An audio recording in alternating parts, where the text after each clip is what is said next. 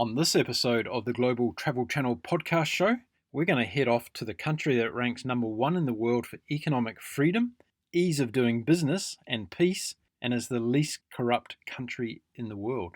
Do you have any ideas? Find out next.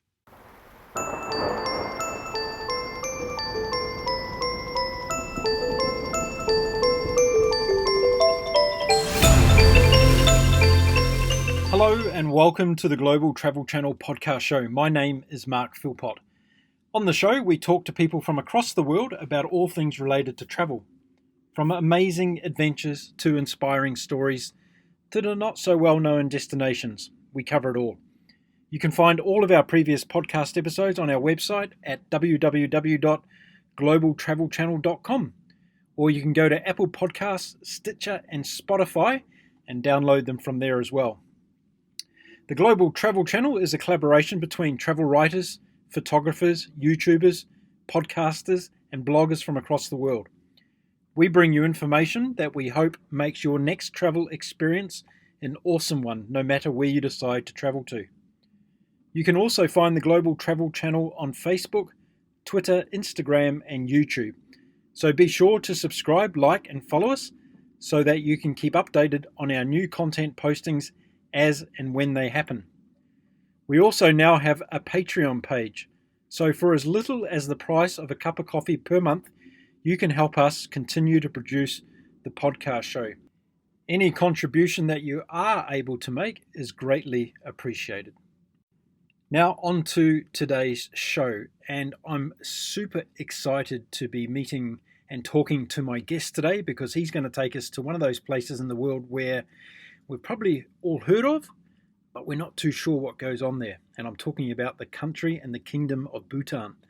So to get talking about Bhutan, why don't we bring in my guest to the show today? His name is Nick Hopwood. Hey Nick, welcome to the Global Travel Channel podcast show. Good morning. How are you this morning, Nick? I'm really well, thank you. Now, that's a bit of an English accent I can pick up there, so why don't we start off by telling all the listeners where exactly you are from in the world? I was born in Manchester in England and lived there until I was about 18, moved down to Oxford in the south of England, and then in 2010 I came over to Sydney where I've been living happily ever since. Oh, brilliant. So you're in Sydney today? Yes. Wonderful. Now, another question I have for you before we get going is, have you ever been on a podcast before? I have been interviewed for one, but not been the centre of a podcast, no. You haven't been the centre of a podcast. Well, you are the centre of the world today on my podcast, so I'm very pleased to have you here. And what I normally do is I try and give my first timers a bit of a random question to get them warmed up, if you like, yeah? Okay, let's go. So let's give you a random question that comes into my mind. What's your favourite airport in the world and why? I really like Singapore Changi Airport. It's one that I go through very, very often, probably 15, 20 times a year. I like that there's no announcements, there's like a butterfly garden, it's really calm and quiet. I've never stood in a long queue there, and it usually means I'm either one stop from home, which is a nice feeling when I'm coming back from somewhere, or I'm off to somewhere exciting and the next flight will be the one that drops me there. Yeah, fantastic. I was surprised you didn't say Gatwick. That would be in my bottom few. Now, to all those people listening today from Gatwick Airport, we say good morning to you all. We are actually doing a series on airports around the world, Nick, coming up soon, and I don't have Gatwick on the list yet, but I might be inspired to put them on the list now, so we'll see what they've got to say about their wonderful airport. Now, today we're going to be talking about a country that ranks number one in the world for economic freedom, ease of doing business and peace, and is the least corrupt country in the world, apparently. And I talk about the wonderful kingdom of Bhutan. And you have a story to share with us today because you've been there, Nick, and I wanted to get into your head and share all the wonderful insights about the country of Bhutan. But first of all, why did you decide to visit there? I'd wanted to go for ages. It has a sort of mythical status to it. And I remember when I was younger, I was about 18, 19, sat on a train in Switzerland, overhearing a group of people who were off to go hiking around Monte Rosa, I think. And they were sort of sharing mountain stories. And this one guy said, "Oh, but you have to go to Bhutan. It's the most magical place." And I kind of stop reading my book and just listen to what he was talking about. And ever since then, it had been really high on the places I wanted to go. And like many people, I thought it was harder than it is, and kind of sort of had all these misunderstandings about what it takes to go there. And so it took me until 2012 to actually get around to going. So isn't it interesting how we get inspired to do a travel journey, isn't it? You know, you're sitting on a train, you're in Switzerland, you're over listening to someone's conversation, and there you are, stuck in your head, and you ended up going there. I think that's really cool. And that happens a lot with travel stories. We get this impression from somebody else and we think, gosh, we just got to go and check it out. Is that the first time that's ever happened to you?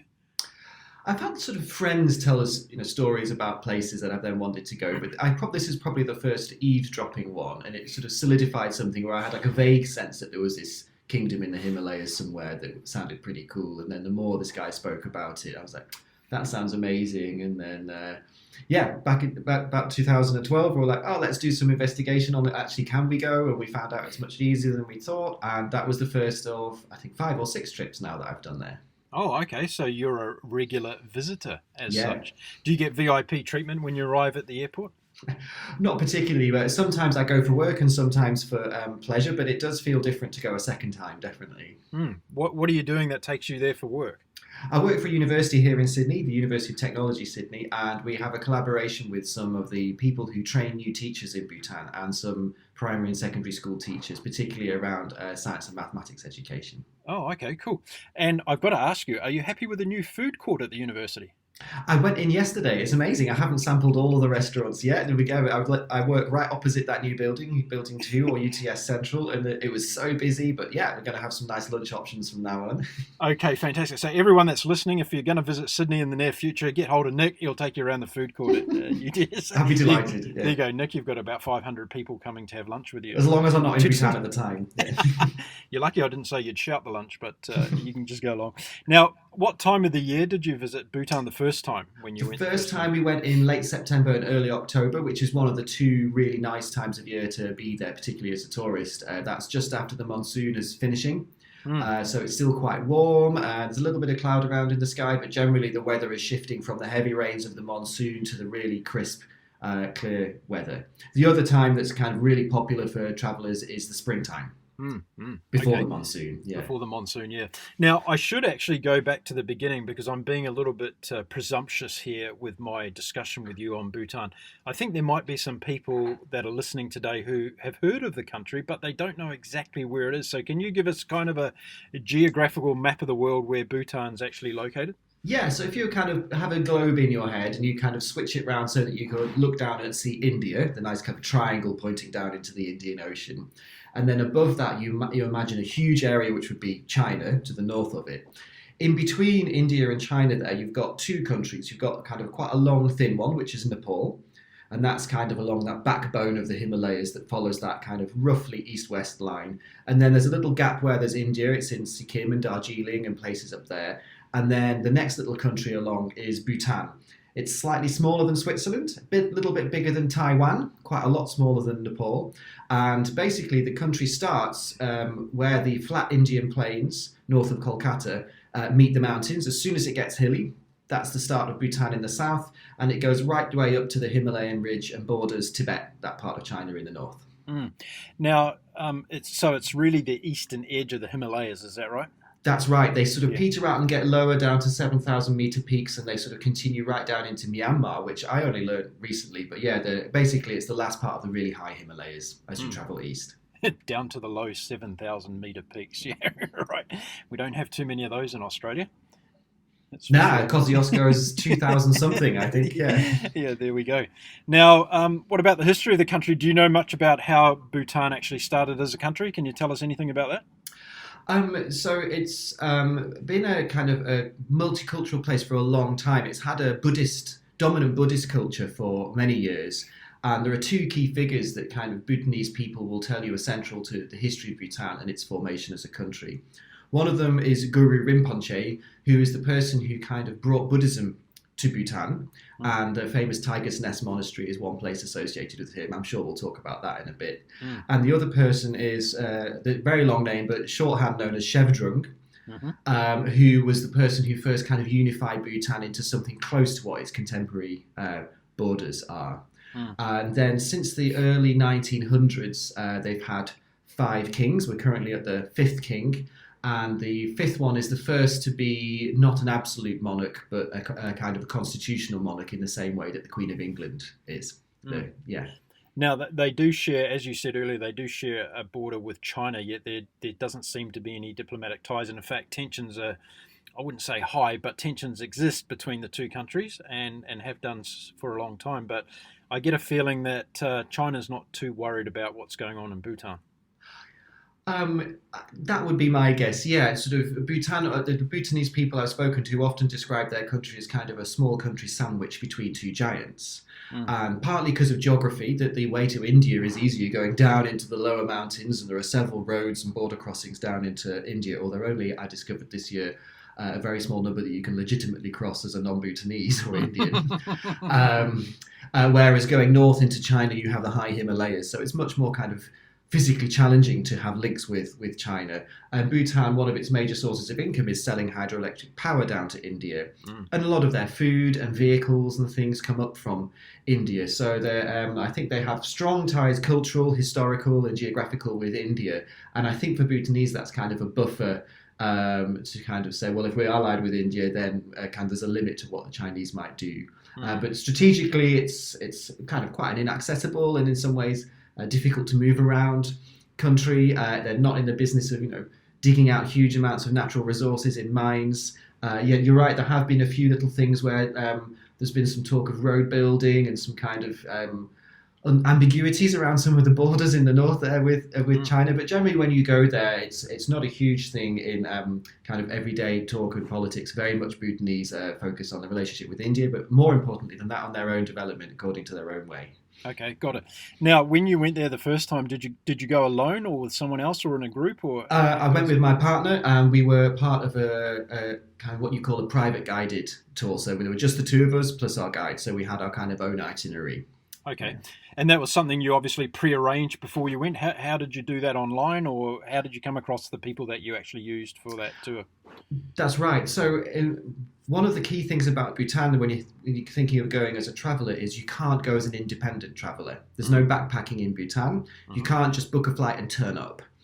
All the tourism in Bhutan is organised through tourist agencies. All of them have to be Bhutanese. So even if you book through something like one of the big international firms, actually what you'll find is if they include Bhutan in your itinerary, all organisation in Bhutan will be through a local company. And the government fixes the prices. So all the companies charge the same.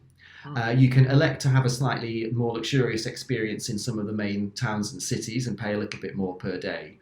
And what I've been told is that the companies only receive the money that you pay afterwards when everything has gone according to plan. So the various different tour companies don't compete on price.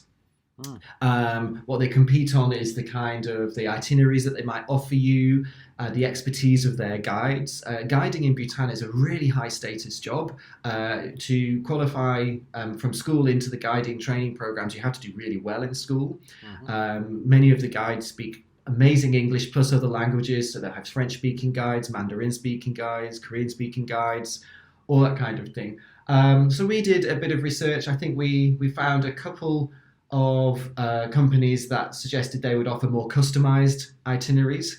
We wanted to particularly focus on lots of day hikes and trekking and things like that, and didn't want to spend too much time in museums and things. And one of the companies was among the first to get back to us, and they put forward a really, really nice itinerary, including some of the kind of must-do things and a few things that very few tourists do. And so we ended up going with them, and I'm still very close friends with the guide. We meet up every time I go, either for holidays or for work, and it worked out really, really well. Yeah.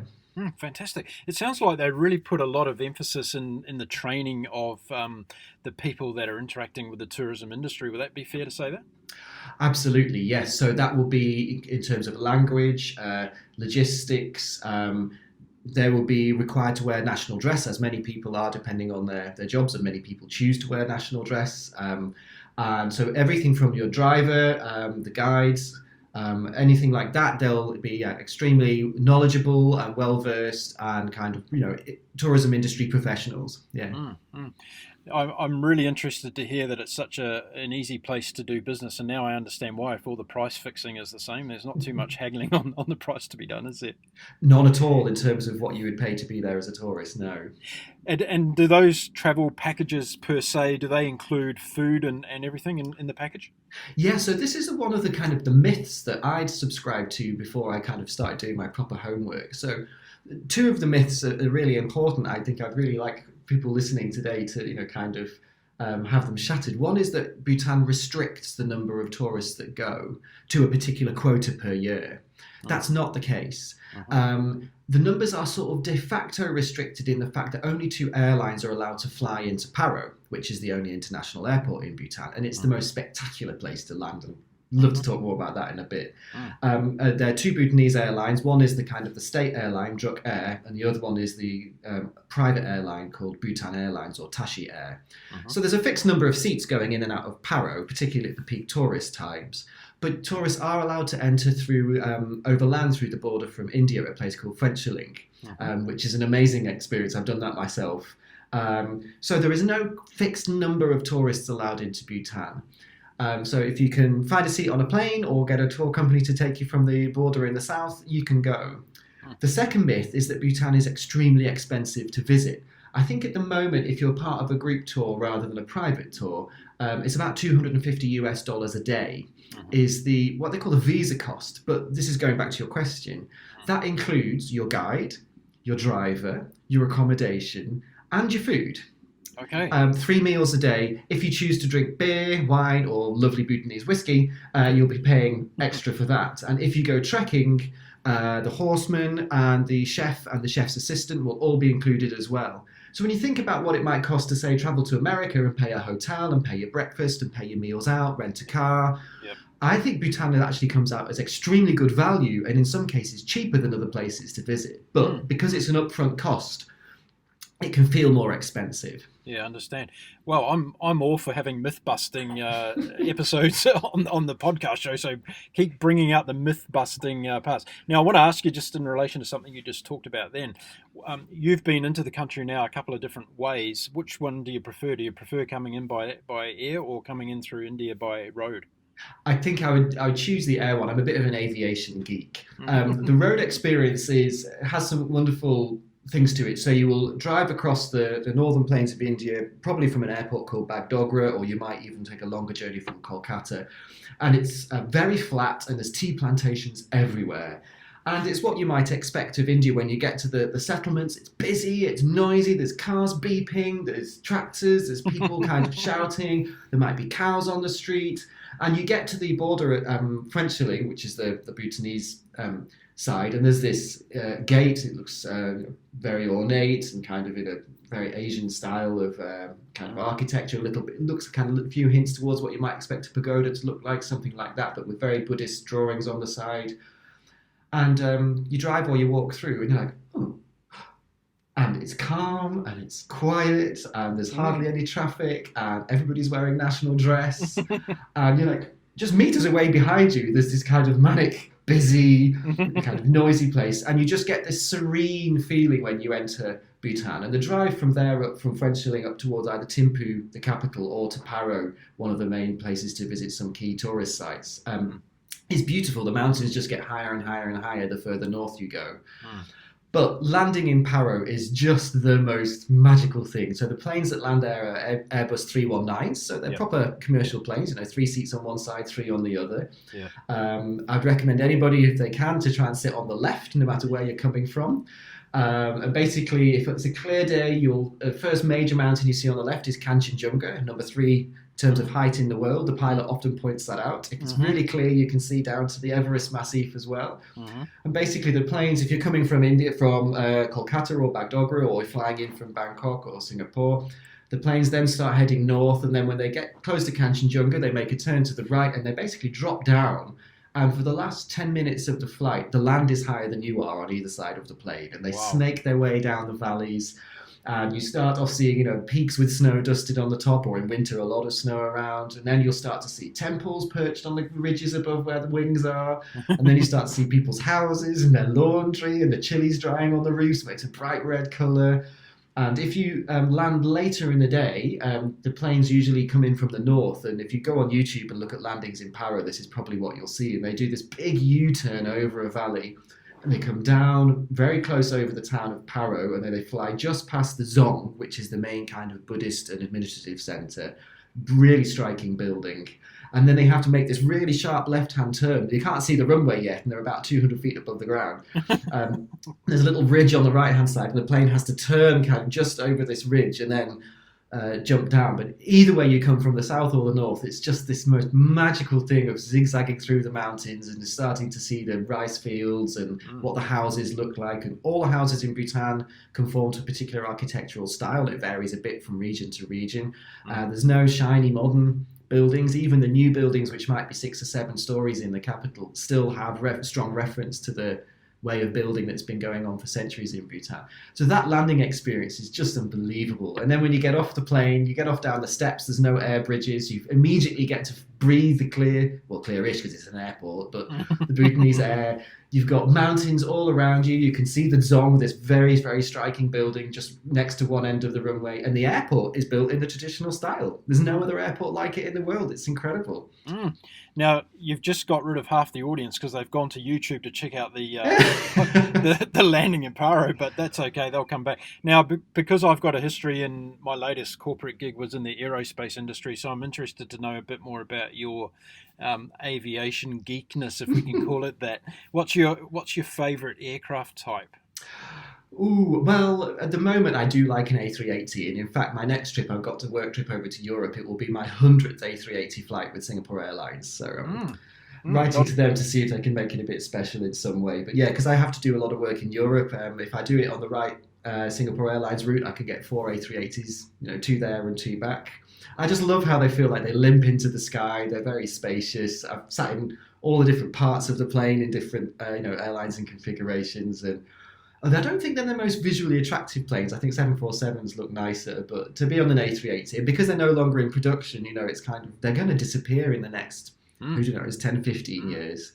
I like the new A350s. They're pretty nice and quiet, although too many airlines put 9 seats across, and I think it feels a bit narrow and squished, the same with the Dreamliners. But if you ask me which flight would I most like to be on in the world, it's the Druk Airlines flight from Bangkok to Paro. My heart fills with joy when I take off on that plane. So if anyone's listening and they want to get some tips on aviation aircraft, get hold of Nick. He'll also give you some help in that area. Now, getting back to what you were talking about in regards to getting into the country, I've always said on this show when I've interviewed other people about different countries, the word India seems to come up a lot, and we all think that it should be mandatory in people's life to visit India once. So I think going across overland through India, if you haven't been to India before and you have a sense of, that TV show Survivor. If you want to be part of Survivor, then I think going through India and probably getting there by road is a good choice to do it at least once, because you do get a different perspective on humanity if you travel through India. Would you agree with that, Nick? Absolutely, and I think you'd certainly, whether you did the beautiful landing in Paro and then drove out through India and then started a journey in India, or came to India first, it would certainly help to kind of appreciate just what a special place Bhutan is. If you've never been to India, it will still, I'm sure, leave a special place in your heart. But to be on the same trip, it would be a real contrast. And in fact, India is one of the main places where you can pick up one of these 2 airlines that will fly you into Paro. So Bangkok, they have daily flights. Singapore, I think, twice a week. Kolkata and Bagdogra, which are both in kind of that northeast part of India, a few times a week, and Delhi, I think, most days, and Kathmandu a few times a week. So either by air or by land, it's likely that if you're coming from, say, Europe or west of Bhutan, it's very likely that you're going to have to stop in India anyway to pick up one of these flights. Now, what's the visa situation? Does that all have to be worked out prior to arriving in Bhutan, or how does that work? Yes, it's again easier than the myths might lead you to believe. So once you get your tour confirmed with the company and have paid, they will take your passport details and you'll receive an email with your visa number in it. And that visa information with the tourism ministry in Bhutan will contain all the information about the sites you've been given permission to visit, the routes you've been given permission to travel. And you just simply take that piece of paper, and when you check into Druk Air or Tashi Airlines, they'll check that number. And then when you get to Bhutan, it's a very quick process, and they'll just stick the stamp in your passport, and that's it. It's starting to sound quite North Korea-ish to me by all this control that's going on. What's it feel like when you actually arrive? And you just explained to us, you got down the aircraft steps and you got outside and you took in all that beautiful fresh aviation fuel air. But when you get into the terminal there, what's your first impressions of the country? Calmness, friendliness, and Buddhism. Like, it's a small building, it's very clean because the planes are small. There's not hundreds and hundreds of people getting off at any one time. I've never waited more than like 5 or 10 minutes in the queue to get through the passport control. I think there's 1 or 2 baggage carousels. All the people that are working there are wearing national dress, apart from the aircraft engineers outside, where that wouldn't be so practical. It's interesting. It's easy to give that impression of a sort of like a North Korea-like state, but I think it's not actually fair to Bhutan. So they're for the tourist perspective, they do exert a strong degree of control over the kind of tourism they want, and that is part of their approach to it's reflective of the way they approach development generally, and they manage their own economy and their environment. And what they want is low impact, high value. And that's high value for tourists. They want everybody going to have a really good experience, to be safe, to have knowledgeable guides, that kind of thing, and to be comfortable in their accommodation as much as possible. But they also want to reduce the environmental and cultural impact of tourism by keeping numbers not to a minimum, but to a level where it can be managed. And so I think that way of pricing things and not allowing independent travel is their way of doing that. It does mean that, yes, you have to be given permission to do things, but it's not like as a tourist you're there kind of trying to haggle with the ministry or be denied things. You will work with a tour company. They might suggest something. You could ask for a couple of extra things, or for them to take you to some other places, and they'll put that request in, and that'll become part of your itinerary. And these things can be a bit flexible. If the weather's bad one day, you change from going to one place to another, that's all fine. It's not like you're kind of on a military schedule, but certainly you can't just suddenly pick up a taxi and drive off where you want. It's an interesting concept, isn't it? I wonder if it would work in a place like, say, Bali. Gosh, it'd be very interesting to think. It would be a huge upheaval, a very different way of doing tourism. I think in Bhutan as well, kind of the kind of activities you'd want to do would mainly be hiking, trekking, attending cultural festivals, or visiting museums. And I don't think often, I've felt like the wish to kind of go off and do something really independently. It's not set up for that. It's not inviting you to, kind of go and hitch your way around or anything like that. There is a public transport network there. Not everybody owns cars. So when I've been for work, I've used that. But generally, even with working, friends have driven me around and things like that. So I think most people will tend to feel that it allows them to do what they'd want to do anyway, in a really supported and kind of way with knowledgeable guides. The hiking and trekking aspect of the tourism side of it, an interesting one, because we watch what's going on in Nepal, the neighbouring country, and the hype and commercialism around Everest, for instance. Are we seeing the same kind of commercial development in Bhutan? No. So the way the trekking works in Bhutan is there are no tea houses or guest houses, which is one way you can trek in some areas of Nepal. I've done a lot of that myself around the Annapurnas, in Langtang, and in the Kumbhi region around Everest, and I love tea house trekking. But in Bhutan, basically the treks will leave from the last village and typically then go into wilderness areas. So there's no houses, nothing along the way, nowhere to pick up supplies. There are a couple of village treks in the south which are more kind of village to village based. But so it means all the trekking is camping trekking. And so that restricts the seasons when you can go. In Nepal, I've done a lot of trekking in the middle of winter, in December and January, even at quite high altitudes, 4,000 to 5,000 meters. And because there are tea houses or guest houses, it's reasonably comfortable. Not super comfortable. No, I but can imagine. Yeah. you won't find guides and people willing to take you on some of the more mountainous treks in Bhutan in December, in January or February, for example. It's too snowy. And basically means you've got to take everything with you. So you'll have a whole pack of mules or donkeys or something like that, and somebody who will be responsible for those.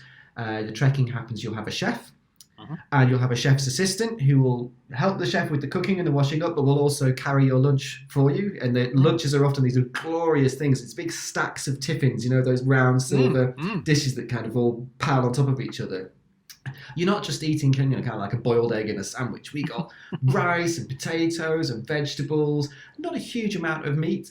Lots of people in the country are vegetarian, and you're not allowed to kill animals there. So the meat that they get is killed in India and brought into Bhutan by and large. So the trekking is like that. So everywhere you go, you camp. And the numbers, because the tourist numbers are relatively small, if you're on one of the two really, really popular treks, you'll probably be sharing your campsite with a couple of other groups. The guides are usually pretty good around managing waste, and one of the things is that the guides tend to go off at the end of the season and clear it up, so it's in their interest to keep things clean whilst you go. So otherwise they have to go and clear it all up later in the season. So yeah, the footpaths are fairly well trodden. There's a new trek opened up a couple of years ago to the foothills of Gangkar Phwetsum, which is actually Bhutan's tallest mountain. Some of the more popular treks is one called the Druk Path trek. Druk is like the Thunder Dragon, and that's kind of on the Bhutan flag, name of the airline, Druk Air. The king is called the Druk Gyampo, so like kind of the Dragon King. So the Druk Path trek goes from Paro, the town where you land if you come by plane, along two ridges and over a really nice pass to Thimphu, the capital. So your first glimpse of the capital will be when you get to the final ridge and you look down over the city. The Jomol Hari trek is another really popular one. I think it could be done in as few as 11 days and extended up to about 2 weeks. And that gets really nice and close to one of Bhutan's most iconic mountains called Jomol Hari. It's over 7,000 meters, got a beautiful snowy summit. That's a really, really popular one because of the really up close to the snowy mountain views. Now, you've got a lot of people that are listening now sweating and profusely getting red in the cheeks because of all the activity you're talking about. How fit does one need to be to do some of these treks that you're talking about? It will vary. So the Jomol Hari trek does get reasonably high in altitude, but when you have altitude, you tend not to have that longer days because of the limits of how much you can gain in altitude night to night in terms of how high it is that you sleep. You won't be carrying your own backpack, you'll be carrying a day pack because the mules will be doing all the heavy lifting. So for something like the Druk Path trek, and there are shorter versions of it, I wouldn't say a particularly high level of fitness would be needed. The Jomol Hari trek is a little bit more serious. And then if you get into what's called the Snowman trek, that's deemed to be the world's hardest or toughest trek. I think it's got at least one 4,000 meter or 5,000 meter pass every day, some days two. Wow. And the mules get so tired that they have to restock with new mules and new supplies halfway through.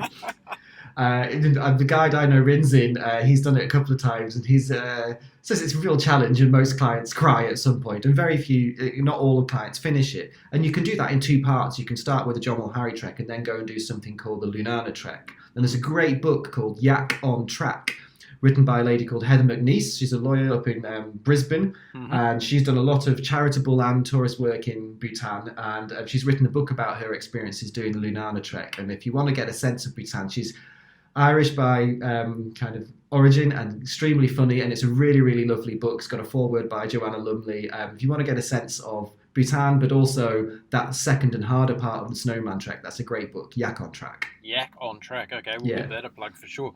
I'm going back to something you said earlier, and I've got a little bit of a wry smile on my face because I was just wondering what would happen today if Scott Morrison and his team announced in the media across Australia that we're not going to kill any more animals in this country. or even if we decided not to use coal power. Don't get me started. This is a travel show. It's something that relates to something that you can't talk about Bhutan and not mention, which is gross national happiness. Yes. This is their approach to development and kind of governance and management. So it's in their constitution that they have to have at least 2/3 forest cover, and that's actually gone up in recent years. And gross national happiness is... How's it measured? Well, they measure it every year. So it has 4 pillars, which are sustainable and equitable social and economic development, environmental conservation, preservation and promotion of culture, and good governance. And so those 4 pillars kind of underpin everything that's done at a national or kind of a local, what they're called zonkag, is like their council level. And then under that come 9 domains. And if you go to grossnationalhappiness.com, it's very clear, it's all laid out, kind of how they measure it. And they survey the population fairly frequently according to those 9 domains. And I love it. One of them includes time use. And one of the things is the government asks its population frequently, are you sleeping enough? And so gross national happiness was a coin that was sort of thrown out by one of the former kings when they asked about what Bhutan was doing to increase its gross national product. And kind of apocryphally, he said, well, I don't care about gross national product, I care about gross national happiness. And then that king went and turned it into a thing. In the 70s, conceptualized it, institutionalized it in law and policy and way of doing things in Bhutan. So they do survey their population frequently, but it's not happiness as in is everybody walking around the face with a beaming smile on their face. I think it's probably more like a sort of a deep well-being that's an individual and a community level, and it's about a sense of belonging, having Pride? time. Would you say pride? I think pride is an effect of it. It's not the aim of it. It's not trying to help people be proud. It's helping them feel content, be free of suffering, to feel a connection to their community, to their family, to the land and nature around them, which is very much something that would resonate with Indigenous Australians, that sense of connection to land and where you're from. And it's taken extremely seriously. In the work we've done there, we've worked on kind of revamping master's degrees and things like that, and we absolutely have to put gross national happiness into the documents we write about this. How does this align with it? How does the way of teaching and learning contribute to it?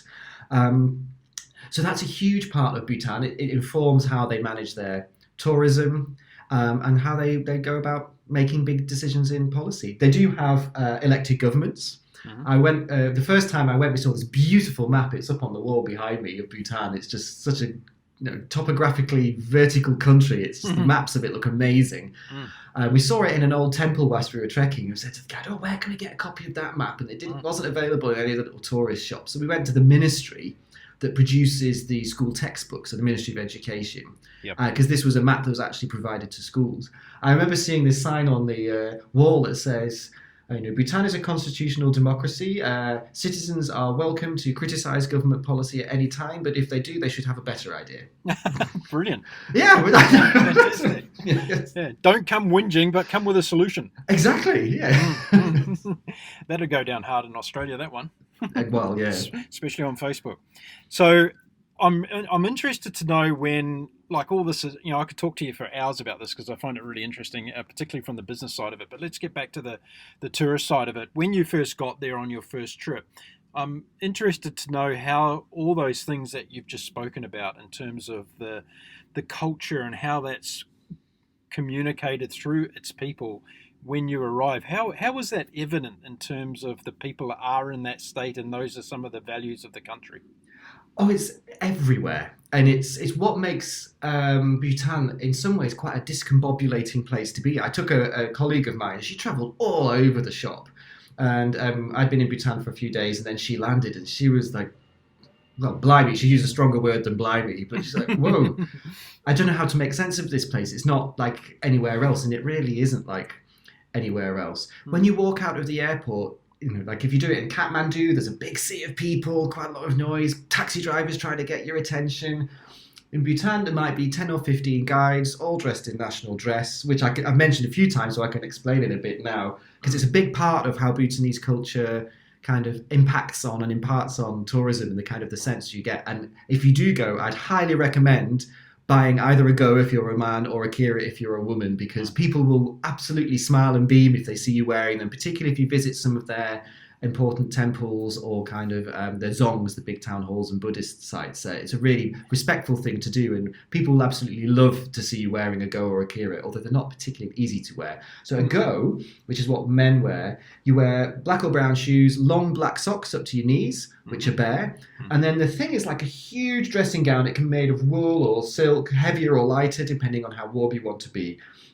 I've failed completely to be able to put this on by myself. Every time I go, I have to have somebody help me. So it was a good way of getting to know the guide. And you kind of, it's like a huge long dressing gown that if left loose would hang down to the floor. And then you have to sort of fold it over so it's double at the front. So, kind of a flap over the front, and then hitch it up so that your knees are bare. And then you have to kind of fold it round the back, and then you use a friction belt to cinch in around your waist. I've sympathised with women who used to have to wear corsets in the Victorian years. It really cinches around your belly button, and you end up with these big marks around your belly at the end of the day. Yeah. And that holds it up. And then you kind of tuck the upper part of the go over, which comes across diagonally. And one of the very practical things about it is they claim it provides you with the world's largest pocket. And it's true. I wouldn't recommend hiking or trekking in a go, although we did do some small hikes to some particularly beautiful temples, and we thought it'd be nice to wear a go if we weren't working for too long. But I've been teaching in Bhutan, and I was like, where's students? Why haven't they brought anything? And then it was in the middle of winter, and all of a sudden, out of their go pockets comes a thermos flask, pencil case, a laptop. And so everybody will be wearing goes, and they'll keep their keys, their phones. Like, there's no need for a man bag or a backpack. Everything just goes in this pocket, and you can wear a t-shirt underneath. For women, a kira is basically a dress that goes down to their ankles, usually a shirt underneath, and then usually quite a brightly coloured jacket.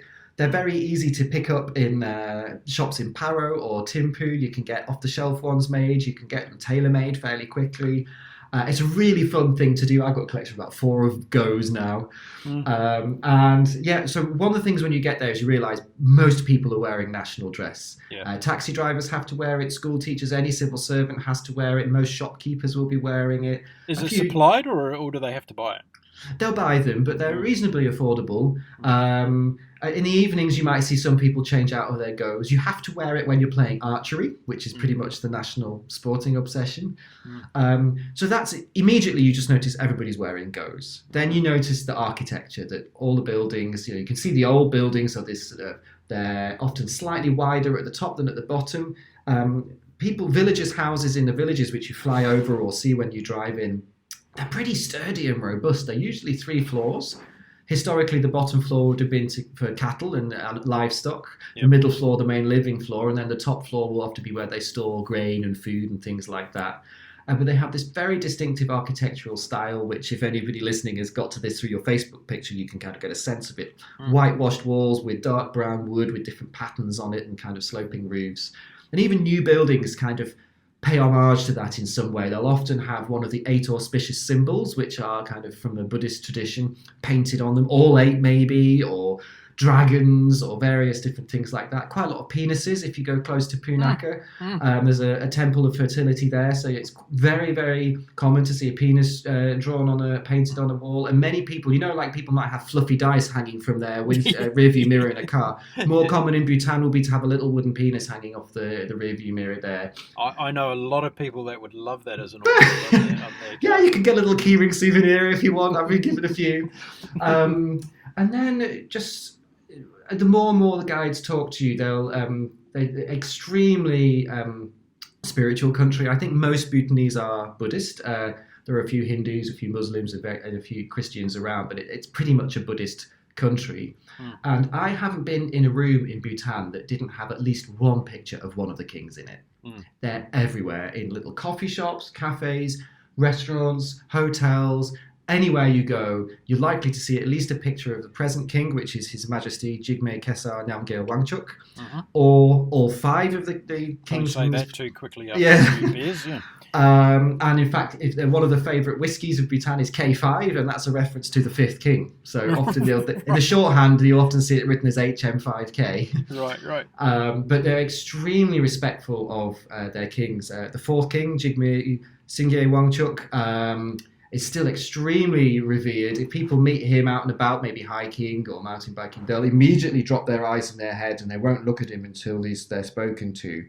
The 5th king is known as the People's King. He goes around and meets most of the country most years. He goes to the different villages. He's been in the colleges where I've been sometimes. I didn't meet him, but he was coming the next week, and he'll sit and take an audience, a bit like some of these historical or even fictional monarchs, where they'll listen to what their people have to say and try and help sort out problems. And so whilst there is a constitutional democracy, lots of things happen because the king wants them to. Yep. So the king makes a lot of good things happen. Mm. And I think, kind of there's a sense that if the king really opposed something, it would be difficult to make it happen. And that's one of their big checks on kind of how politics works, that it puts that sort of check on any reigning governments or ruling governments need to kind of please people in the short term. The king can take that sort of longer term view. But that reverence for the king, that sense of kind of spirituality, everywhere you walk around, there'll be little prayer wheels that you can spin, which people who've been to Nepal or elsewhere in the Himalayas will be familiar with. They're full of little pieces of paper on which prayers are written, and each prayer wheel might have millions of versions of this. And you spin a wheel, and then 10 million prayers get said in the instant that you're doing that. Interested to know is, you've been back there a number of times now. What's the emotion you feel when you arrive back in Bhutan? Do you get a sense of peace coming over you again, and that you're back to a really nice place that you enjoy going to? Absolutely. I mean, if I'm going for work, there's also kind of we've got things to do. But yeah, it's there's no traffic lights in Bhutan, mm-hmm. So no traffic. Certainly around Paro, where I spend most of the time, no real traffic. The driving is pretty sedate. There are a few trucks and things going around, but it's not like a big race. The mountain roads are somewhat hairy. There are some beautiful signs along the way. They had this big project to try and increase road safety, so they say things like "divorce speed, not your wife," and divorce speed, not your wife. I like yeah, that. Yeah. And there is a sort of a tradition in Bhutan that they say it's probably safer not to wear your seatbelt, because although they admit in a head-on collision that wouldn't be a good idea, there's this common sort of refrain that if the car rolls off the cliff, there's a chance that if you're not wearing your seatbelt, you can sort of get thrown out through the window or jump out. So lots of people in Bhutan won't be wearing their seatbelts as they go around these rather narrow mountain roads. Yep. But it's an extraordinarily peaceful place. It's an extraordinarily safe place to walk around, both as a tourist and for Bhutanese. You'll often see children running around on the streets in the evenings. The one thing that does bug me and Bhutanese people is the dogs. Oh my gosh. Particularly around Paro, because part of their spiritual practices is kindness towards animals and compassion towards animals as living beings, just the same as you'd be compassionate to a human being. It means dealing with dogs is tricky. And there are some packs of dogs that hang around, particularly in Paro at night. And if you walk, they're pretty much fine. If you're in a car, they'll run after the car barking. But they can be a little bit intimidating, and they certainly are recognised by people there as annoying. And they've tried a few things to sort of move them away, but they come back, and of course they're not about to cull them or do anything kind of physically violent to them. But other than that, and the odd little bit where sometimes the pavements has a bit of a drain that you could fall into at night if you weren't careful. It's a very peaceful place to be. It's a very comfortable place to be. If you go as a tourist, in the main towns and cities, the accommodation is going to be at least 3-star. So you're going to have, electricity unless there's a power cut, and they tend to get dealt with very, very quickly. Hot water, a TV in your room, heating. There'll be very nice, sturdy hotels. You can get up to some quite posh resorts if you want to pay a bit extra. Meals, the national dish is called emadachi, which is chili and cheese. Emadachi, all right. And it can be Sorry, what was it? Chili and cheese? Yeah. So it's paneer-style cheese. You basically chop up some chili, put a little bit of water in, and then put some paneer on the top and heat it up until the paneer cheese melts, and you get this really nice kind of stewy, bit thicker than a stew. You can get shamudatse, which is mushrooms and cheese and chili, and kewadachi, which is potatoes and cheese and chili. And there's quite a theme of cheese and chili, obviously. Lots of the food for tourists is in kind of buffets, lots of different meals set out. There will often be meat offered and lots of different versions of vegetables and rice. I've never seen people eat more rice than Bhutanese. It's amazing. I'd look at one plate and then they go back for 2 more plates and pile these things up as high as John Mulharry. Wow. You can certainly eat very well. You can take spicy food if you want, but often for the tourists it's provided as a slightly blander option. And if you do ask your guide, they will be able to take you to some kind of little local places. I love momos. They're a staple of they're a staple of the Himalayas. They're basically like a little dumpling. And you'll find them a lot in Tibet, in Nepal. Some of them are bigger, sometimes smaller. Sometimes they'll have meat in, cheese, vegetable momos. They can be boiled or fried. Most people I know now in Paro will have their place where they say, this is the best momo in Paro. Are they like a curry puff type thing? But softer. Softer, Yeah. right. So yeah. Unless they're fried, so they can be a little bit like a small bhaji, maybe, or more like a steamed dumpling if you're familiar with kind of Chinese food. But people will be like, you say, "Where's the best momo?" People are like, here, or here. They'll have enjoyable disagreements about it, but that's a lovely thing to ask a guide to do, is to take you on to these more local momo kitchens. Yeah. They're allowed to do that. They just generally don't, because they kind of worry about the food hygiene, and the official tourist restaurants tend to be a bit more careful with that. Yeah, right. But yeah, the food is generally really well prepared. It's lovely. So it's a very calm, comfortable, relatively easy place to be, because when you go there, things are sort of taken care of for you, leaving you to enjoy all sorts of things. One thing that I love doing is having a hot stone bath. Yes. I've had from extremely rustic. I'm about 6 foot tall, or 180 centimeters, taller than most Bhutanese. And some of the hot stone baths are set up in like eco resorts and things like that, and they're pretty well set up with little curtains round and things. But two of my favourite ones, we went to a little farmhouse near Paro, which is totally like you can go as tourists there. And they had this shed with 2 rows of baths and a curtain between the two. And my female friends were on one side, we were on the other. And we took a bottle of wine or some beers in with us. And basically they burn stones for the whole afternoon before you go. So you have to kind of book it in advance. Wow. And then in the more elaborate ones, you sort of sit in this wooden box. Yeah. And then at the front of it, there'll be a grill to separate you from these boiling stones. And often they'll put the stones in from outside. So you just shout every time you want a new hot stone putting in. Right. And they have these iron rods that they use to pick the stones out of the fire.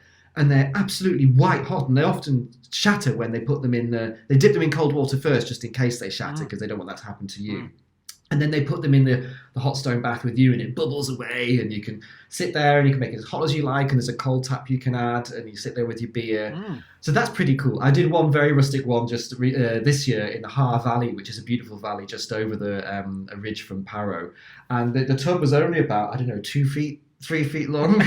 So I was kind of bent double in this thing, but it was done outside, and these 3 guys had been burning these stones all afternoon, and I turned up and it was just me sat in this little tub. And there was no grill, so we had, every time I needed to put hot stones in, you had to kind of get out and then sort of find a place to put it, and you had to make sure you didn't sit on the stone. But there I was, sat by this river with these beautiful green mountains beside me, and just sitting in this piping hot water. It's a super special thing to do. I think that's the absolute photo that we need to use for the promo of this podcast. Yes. So if you've got a selfie of that bath experience, you might want to send it over to me, and I'll put it on this. I'll have a look and see what I've got. Now, what about festivals? Have you been there during festival time? Well, I've actually been there during Teachers' Day. That was part of my work, and that's an amazing thing. Across the country, they show respect and gratitude to teachers, and the schools will have their own celebrations, and the teacher training colleges where I've been do. And that was a huge, big ceremony with tents set up and music and dancing performances, and everybody wearing their kind of most colourful goes and kiras. I haven't actually been to some of the main cultural festivals. I haven't been there at the right time of year, although in October there are some. But when we went, we chose hiking and trekking over the cultural festivals. But they look absolutely fascinating, colourful, musical, full of dances. And yeah, they're a real key thing that many people will go, and a lot of the guiding companies will be able to arrange an itinerary that makes you in the right place at the right time for these things. Now, you said earlier that you're not one to spend too much time in museums and stuff, but there are good museums there to go and visit. Fabulous. Yeah, there's one in the little castle overlooking the main Zong in Paro, which has got a lot of kind of cultural artifacts and the historical things. I think it's a national museum.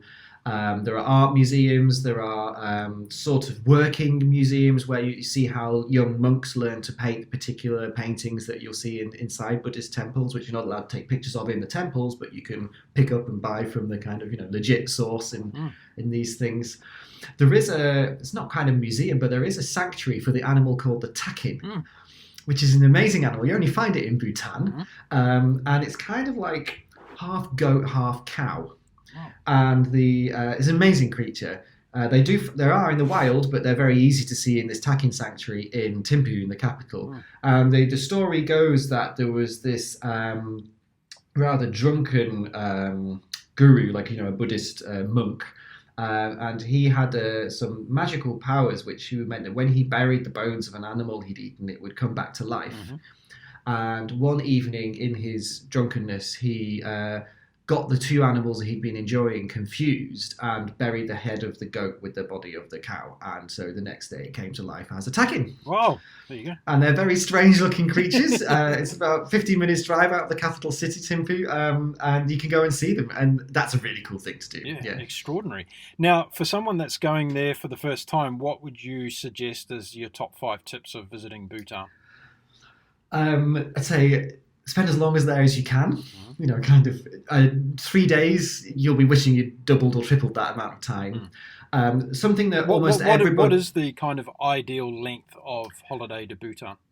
If you wanted to include a trek of a few days, I'd say 2 weeks. If you were not wanting to do a long trek, you could get a really rewarding experience out of 7 days, 10 days. Yep. The thing is, once you go beyond the two main towns, Paro and Thimphu, and then there's another place you can go, I'll mention kind of very quickly, then it starts to take quite a while to get there. You either have to look into domestic flights, which can be a bit weather dependent, or long road journeys, really long road journeys. But if you land in Paro, the Zong is amazing to visit. You can just walk around there. Yep. And most people will visit Taksang, or Tiger's Nest. Tiger's Nest, yeah. And this is called Tiger's Nest. It goes back to Guru Rinpoche. That he's the person I mentioned earlier who kind of brought Buddhism to Bhutan. He is kind of, according to legend, he flew there on a tiger and meditated in this spot. And it's when you get to the base, you look up and you see this white building with red roofs and gold kind of ornations on it, perched impossibly on this cliff, miles, it seems like miles above you. You're like, A, how did that ever get built? And B, there's no way I'm going to get there. And in fact, it's a beautiful and relatively straightforward day hike. If you're really, really struggling, you can ride on a donkey or a mule up to level with the Taksang monastery itself. So if physical exertion is not your thing, but it's a wide, well-trodden path up to this little ridge where there's a huge prayer wheel that you can spin. People often sell you a few things if you're getting thirsty or whatever up there. There's lots of people selling fruit and things along the way. And then after that, it becomes a paved path, which has a little bit of exposure, but a railing most of the way. I've had a couple of colleagues who got a bit freaked out, but it's, I'd say, always at least a metre wide and well established. And you kind of drop down and go into this little gorge. And then you can go into the monastery itself, round all these different rooms. You'll see the guides and anybody else there. Most people, whenever you go, will be Bhutanese. It's a really special place for Bhutanese to go. They'll go for many reasons, on auspicious occasions. And these are incredible historical buildings. I mean, like most things in Bhutan, because they use butter lamps and they're made of wood, they burn down periodically. So it's not quite as old as the institution of Taksang, the present building. It's been rebuilt a number of times. But it's an incredibly sort of magical and spiritual feeling place. And one thing that I try not to laugh at the time, but I find sort of slightly jarring. You get to, it's an incredible setting. You look out over the mountains. Yeah, it must be spectacular. Yeah, it's spectacular. It's precipitous. The mountain above it is vertical. The mountain below it is vertical. How it got there is just unfathomable. And then you go inside and there's these amazing paintings on the walls. And just like you'd feel, kind of special if you walked into a church or a mosque or whatever it might be, there's a kind of a gravity to the place.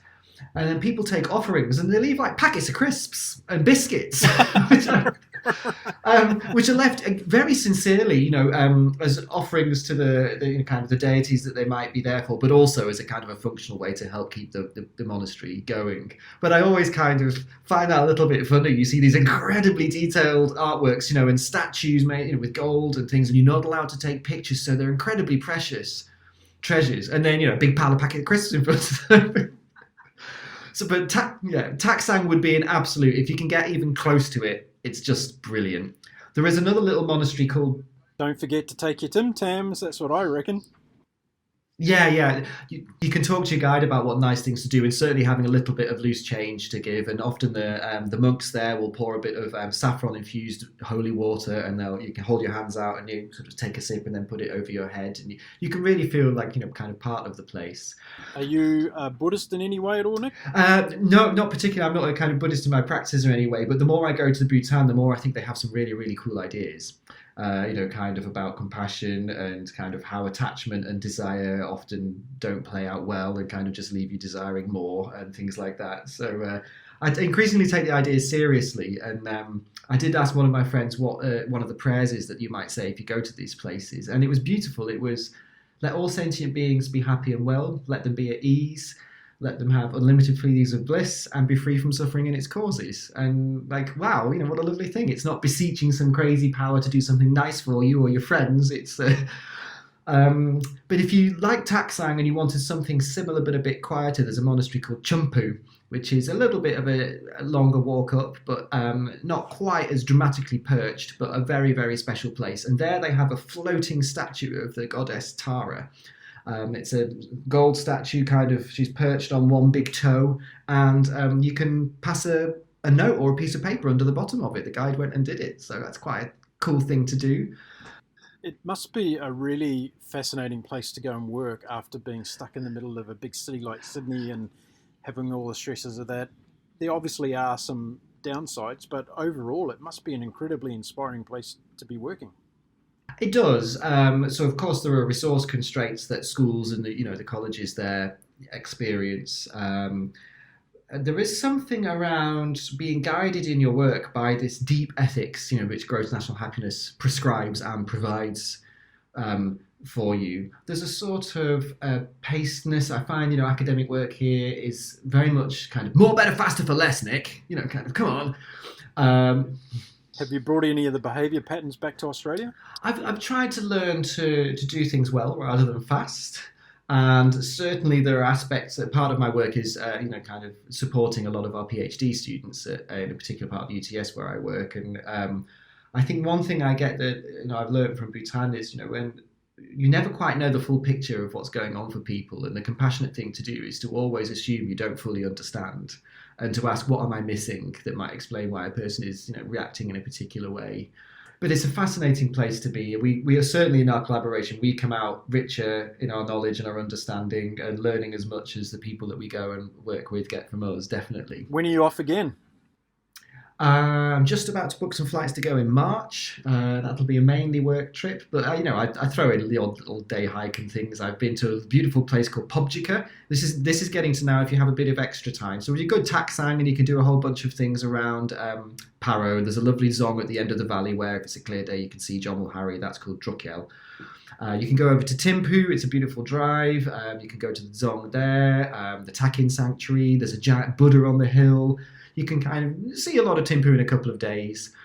Another 45 minutes drive, you get to this pass called Dotchula, and it's stunning. If you get that on a clear day, you see basically that whole eastern part of the Himalayas. You see Bhutan's two highest peaks. Jomul Hari will be on your left in the west, and Gangkar Fuensum in the distance. There's a really cool app called Peak Finder. If you can download that, you can hold it up and it'll tell you what all the mountains are. Even if it's not clear, it's stunning because they have 108 chortens. So chortens are something you'll see everywhere in Bhutan. They're usually brick or other structures, white with little kind of Buddhist iconography or statues put in them. And they're kind of a spiritually auspicious or significant thing that you have to walk around clockwise. And stupas are bigger versions, and then there are chortens everywhere. And you always walk around them clockwise. You won't see a Bhutanese person passing those on their left shoulder. There's a beautiful big memorial chorten in Thimphu. You can go and you can usually do like 3, 5 or any number of circuits of these things, and you'll see lots of people folding that into their everyday life. And you asked earlier about kind of, how does Bhutan create an impression on people? It's things like that, like prayer wheels everywhere, going around your chortens clockwise, seeing people doing multiple circuits of these things. And from Dotchula, you can continue down and you can get to this place called Punakha, and that's quite a short trip. And if you had a week, you could probably get there, and that's where that fertility temple is with all the penises drawn on the side, and that's pretty cool to see. Some people might go just for the penises. Oh yeah, and you can buy huge penis sculptures and everything, and you'll see a lot of Bhutanese going there, kind of for the fertility or auspicious association with fertility they get. If you've got a bit more time and it's the right time of year, you can go on from here, and it's quite a long drive to a valley called Pobjika. And Bhutanese love it because it's one of the more open valleys. It looks a bit like the Alps in some ways. And there they have the black-necked cranes sometimes of the year, with these huge birds. I was surprised when I saw one. It's kind of like how I think a dodo would look. Massive birds. And it's the most charmingly beautiful valley, and you can go and stay in homestays there, and you can I had a lovely hot stone bath in a little homestay in the Pobjika Valley. And so it's things like that if you've got a week to 10 days, you'll probably be able to go to Paro, Thimphu, do some day hikes to Taksang, maybe another one, possibly a 2 or 3 day trek. If you get up to 2 weeks, you could either do a longer trek or start going out to places like Pobjika or even further east to Bhutan and Trashigang, where it's I haven't been really far east, but everybody's telling me I need to go, and that's certainly on my plan. So I'm assuming a lot of artistic people go there, painters and photographers, etc. Is that right? Yes, there are a lot of painters, kind of two major styles. The one would be people painting tankers and kind of Buddhist iconography, kind of dharmas, the wheel of life, and things like that. Lots of people are doing okay ones of those and selling them in little tourist shops. If you want a really nice one, you can go to the proper kind of Buddhist monasteries and training schools and see how they learn to make sure they get all the proportions right and things. But people are increasingly, like you'd find in Nepal, painting the mountains, painting some of the more iconic buildings and temples. You can pick up paintings of Taksang, the Tiger's Nest Monastery, and things. But photography there is just mind-blowing. Every shot that you do outside will have a mountain in it, whether you like it or not. And probably somebody wearing a go, or kira, so the clothes look amazing. People are generally, kind of not too bothered about photography. People are very used to tourists wanting to take pictures. So the locals don't get upset with Westerners coming in with their cameras taking photos every 5 seconds then, is that right? Around Paro and Thimphu, it'd be very normal. People just getting on with their lives. Wearing a go and a kira for them is just what they do. It's just like wearing a school uniform to us, except grown-ups still wear it. It's a pretty laid-back place like that. Nick, we're going to have to wrap up there. It's been fantastic having you on the Global Travel Channel podcast show today. Thank you for such a great and thorough insight to the wonderful kingdom of Bhutan. I'm sure that you've inspired many, many people to book a trip and look at going and finding out all about this wonderful country for themselves. And I hope that you've really had a great time today on your first podcast show. So I hope all that's gone very well for you, Nick. Thanks very much for joining us. It's been super, really, really nice. Okay, I've been chatting with Nick Hopwood this morning about the wonderful country of Bhutan. Nick, thanks very much for joining us on the show. My pleasure. There we go. I don't think you would disagree with me if I said we couldn't get a more thorough insight to the wonderful country of Bhutan. Nick, you did a fabulous job. Thank you very much for that. Now remember, if you want to check out the rest of our podcast episodes, you can simply go to our website at www.globaltravelchannel.com. If that's not your thing and you want to download it from Apple Podcasts, Stitcher or Spotify, you can do that as well just by finding the Global Travel Channel podcast show. We are also now on Patreon, so if you go to our website and click on the Patreon button, you'll be able to find out ways in which you can contribute to help us keeping our podcast show sustainable. Okay, that's it for this episode. I hope you've enjoyed it as much as I have bringing it to you all. And all that's left me to say now is my name is Mark Philpott, and I wish you all bon voyage.